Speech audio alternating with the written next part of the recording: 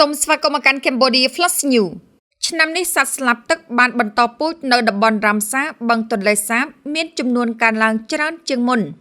ការអភិរក្សនិងស្ថានភាពទឹកធំសម្បូរត្រីចំណីបង្កលក្ខណៈដល់ពពួកសត្វស្លាបធំតូចមានឱកាសបន្តពូជធ្វើឲ្យចំនួនសត្វនៅតំបន់រ៉ាមសាដែនបឹងទន្លេសាបគឺមានការកើនឡើងជាងឆ្នាំចាស់ប្រហែល 20%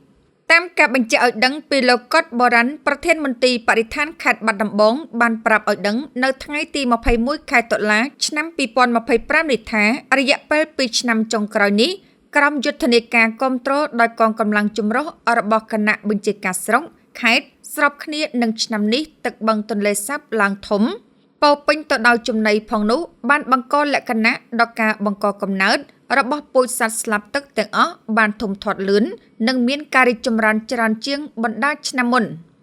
លក្ខណៈអំណោយផលបឹងទន្លេសាបពិសេសតំបន់រ៉ាមសាសម្បូរត្រីជាចំណីបានធ្វើឲ្យសត្វស្លាបទឹកមិនប្រើពេលចាក់ចេញឆ្ងាយងាយស្រួលដល់ការបង្កកំណើតពងកូន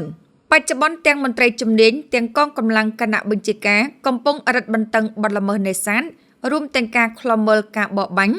ការចាក់ភ្លេងឬស្រែកឡូឡានាំឲ្យផ្អើលរំខានសត្វក្នុងដែនអភិរក្សការរក្សាការពារយ៉ាងយកចិត្តទុកដាក់និងលក្ខណៈអំណោយផលពីធម្មជាតិបានធ្វើឲ្យហ្វូងសត្វស្លាបទឹកមានការកើនឡើងប្រមាណ 20% នៅក្នុងឆ្នាំនេះមន្ត្រីជំនាញមន្ទីរបរិស្ថានខេត្តបាត់ដំបងបានបន្តថាបច្ចុប្បន្នសត្វស្លាបដែលរស់នៅក្នុងតំបន់ដីសើមខាងលើនេះមានចំនួន140ប្រភេទតំបន់នេះជាតំបន់សំខាន់បំផុតក្នុងភូមិភាគអាស៊ីអាគ្នេយ៍សម្រាប់ប្រភេទសត្វស្លាបទឹកធំពងកូនប្រភេទសត្វទាំងនោះគឺភាគច្រើនទទួលរងនៅការគំរាមកំហែងក្នុងពិភពលោកដែលពពួកសត្វទាំងនោះគឺរួមមានដូចជាទង់ប្រផេះត្រដក់ធំ